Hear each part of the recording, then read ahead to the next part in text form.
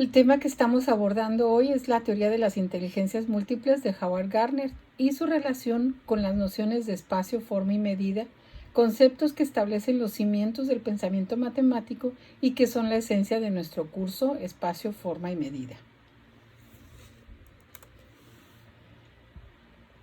Pero, ¿quién es Howard Gardner? Bueno, pues para conocerlo hay que decir que se inició como psicólogo evolutivo, es decir, se considera él mismo un discípulo de Jean Piaget y podemos ubicarlo como uno de los teóricos educativos más sobresalientes de nuestro tiempo, quien en 1983 presenta su teoría en la Universidad de Harvard, en la que ofrece las pautas para trascender el concepto habitual que tenemos en la humanidad sobre la inteligencia. Esta presentación tiene la intención también de cambiar nuestra mentalidad sobre ser inteligente, ya que plantea un enfoque distinto sobre el desempeño humano, la inteligencia y su papel en la educación. Howard Gardner vive aún en Boston, Massachusetts, en Estados Unidos, y en la costa este de Estados Unidos, y tiene alrededor de 80 años. De esta manera, volvemos a la idea de una perspectiva antropológica para entender el desarrollo humano. Sí, esta supone que los seres humanos han evolucionado para mostrar distintas inteligencias. Y bueno, desde la concepción hasta los primeros años de vida, en la que el niño reconstruye como parte de su crecimiento las primeras formas de vida que se dieron en el mundo, incluyendo la evolución de las especies y la del propio Homo sapiens.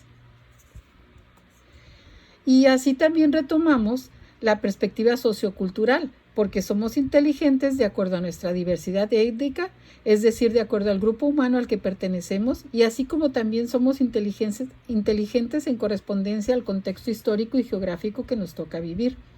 Gardner pone el ejemplo de dos jóvenes, uno sentado frente a su computadora en un edificio de departamentos en Nueva York y a otro navegando guiándose por la posición del sol y de las estrellas en las islas de los mares del sur en el Océano Pacífico. Si de pronto se intercambiaran los lugares, ¿qué haría el joven polinesio frente a la computadora y qué haría el joven neoyorquino en la balsa a medio mar? Así nosotros en nuestro medio somos hábiles para manejar y movernos en nuestra ciudad de La Paz, pero quienes hemos vivido en los ranchos y pueblos rurales de la península, hemos aprendido a reconocer plantas y animales, veredas, huellas y senderos que el citadino ha perdido como habilidad, pero desarrollado otras.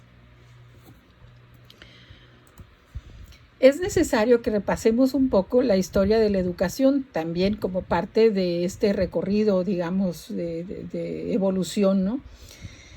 Hemos recorrido un largo trecho en términos educativos desde las antiguas culturas orientales de China y de la India, pasando por los egipcios, griegos y romanos, incluso la Edad Media, así como el siglo de la Ilustración con el gran legado que nos dejan Rousseau, Pestalozzi y Froebel, por mencionar algunos de los grandes pensadores que dejaron su huella en el ámbito educativo, hasta llegar al surgimiento de la escuela como tal en plena revolución industrial entre los años 1700 y 1800. Por cierto, es de hacer notar lo poco que ha cambiado la vida escolar desde esos años hasta nuestros días. Bueno, hasta antes de la pandemia, por supuesto.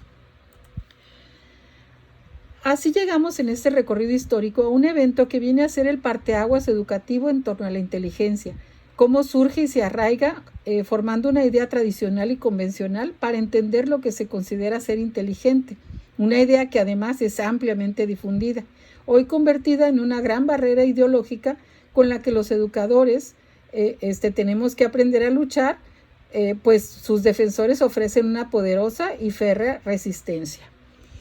Y así, pues a finales del siglo XIX y casi comienzos del siglo XX, los educadores de París le solicitan al psicólogo Alfred Binet formular una prueba que pudiera ser utilizada para analizar la inteligencia de los niños, ojo, con el fin de descubrir y orientar sus debilidades.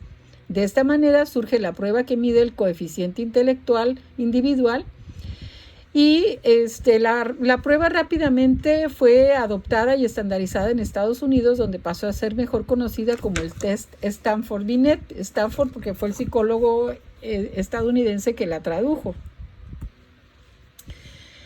Por lo tanto, estamos social y educativamente condicionados a mantener un concepto tradicional de inteligencia, ¿no?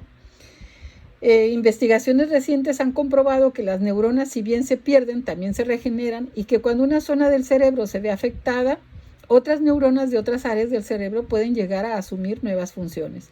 Estos cambios paradigmáticos surgidos en las ramas de las neurociencias nos permiten abrirnos a otras posibilidades en las que no tenemos obligadamente que asumir con tanto celo el concepto de una inteligencia única, inamovible y medible, más que nada porque tradicionalmente nos han estado vendiendo esta idea junto con la posibilidad de ostentar eso que llamamos inteligencia, que además resultó altamente útil por un tiempo para entender y educar el desempeño humano. Incluso aún hoy es un gran referente. Pero tal y como están las cosas, ya no resulta suficiente y es tiempo de trascender a otras posibilidades. Entonces, asumir la capacidad de aprender y hacer cosas, entendiendo que proviene de una capacidad cognitiva uniforme y fácilmente medible, bueno, pues ha sido largamente usado este término. Y este es el bastión de los abogados de una educación tradicional, quienes continúan presionando por un paradigma de escuela uniforme, lo mismo para todos al mismo tiempo, de la misma manera y con el mismo rasero.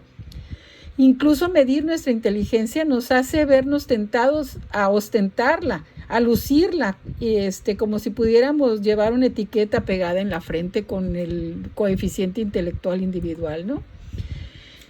Y bueno, esta ha sido una escala educativa barata y producida en serie. Es un buen negocio para los evaluadores que aún en nuestros días define el futuro académico de los estudiantes en Estados Unidos y en muchos países del mundo.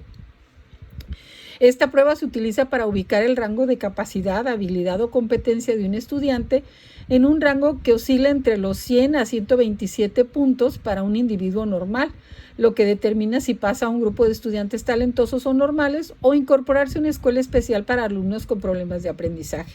Aún en nuestros días, la educación ha sido dictada por esta batería de puntajes desde preescolar hasta la educación superior o universitaria. Sí, hay un documental de Netflix llamado Fraude que aborda el drama que significa para los jóvenes en Estados Unidos ser admitidos o rechazados en las universidades. Véanlo, se los recomiendo mucho, porque es algo que muchos estudiantes viven para entrar en la normal urbana. Un examen decide el futuro y la vida de muchos jóvenes estudiantes como si fuera un emperador en el circo romano que con el pulgar hacia arriba o hacia abajo decide qué gladiador vive o muere. Esto es aberrante y patético, ¿no? Ustedes recordarán el examen que presentaron para entrar a la Benemérita. Y esto, además de marcar las reglas del juego educativo, también resulta, como les decía, un gran negocio. Y en parte debido a esto existe tanta resistencia al cambio y tanto afán por preservar el concepto de inteligencia convencional. Ante este estado de cosas es absolutamente discriminatorio, es un atentado al derecho humano del acceso a una buena educación, mismo que debe ser un bien al alcance de todas las personas sin distingos, ¿sí? Y bueno, Gardner, entre muchos investigadores educativos, manifiesta su preocupación, reserva e inconformidad, porque dice Gardner, los estudiantes no deberían ser juzgados por lo que no pueden hacer, sino por lo que ellos pueden hacer. Y la educación debería enfocarse sobre cómo ofrecer una salida al potencial individual. Impulsado por estas ideas, emprendió su investigación y desarrolla su teoría que nos está presentando a partir del año 1983. Y bueno, parte de 3 prerequisitos que deben hacer evidente lo que es ser inteligente, que es la habilidad para resolver problemas genuinos, la habilidad para crear un producto efectivo y el potencial para encontrar o crear nuevos problemas. Y bueno, enunciando las inteligencias múltiples, tenemos la inteligencia senestésico-corporal, la visual espacial, la naturalista, las personales, intrapersonal e interpersonal, la inteligencia musical, la inteligencia lingüística y la inteligencia lógico-matemática. Sí, nosotros por cuestiones de tiempo, en la agenda de este curso solo vamos a abordar la inteligencia visual espacial y parcialmente la inteligencia lógico-matemática, porque bueno, abarcar en esta presentación todas las inteligencias es sumamente complejo y puede distraer de lo sustantivo para nuestro curso. La inteligencia espacial es la competencia para percibir en forma visual y espacial el mundo, estableciendo una visión global y de los detalles al mismo tiempo que facilita la orientación en el espacio y la transformación de la imagen percibida. permite recrear imágenes de memoria en forma visual y mental. Es también la capacidad que permite representar pictóricamente imágenes, pensar y construir en términos tridimensionales. Y bueno, tanto la inteligencia espacial como la lógico-matemática surgen de la acción infantil en el mundo. Y así vemos una progresión desde la habilidad del que comienza a caminar para luego formarse imágenes mentales. La inteligencia lógico-matemática se describe como la habilidad de razonamiento lógico y se caracteriza por la aplicación del pensamiento matemático para la resolución de problemas, por la capacidad para seguir una línea de pensamiento complejo y por la habilidad para identificar y entender patrones y relacionar símbolos, así como por el aprendizaje mediante el descubrimiento y la experimentación. Ojo y mucha atención, fijarse muy bien en que por ningún lado aparece el número, de manera que también tenemos que socialmente hay una preocupación apresurada por forzar al niño hacia el conteo cuando hay otras bases que debemos cuidar para el buen desarrollo de esta inteligencia, empezando por supuesto por las nociones de espacio, forma y medida, por ejemplo. En estos momentos nos encontramos en una coyuntura muy especial. La pandemia está haciendo muy evidente que las cosas no han salido bien para la humanidad. Es un momento ucrónico y distópico.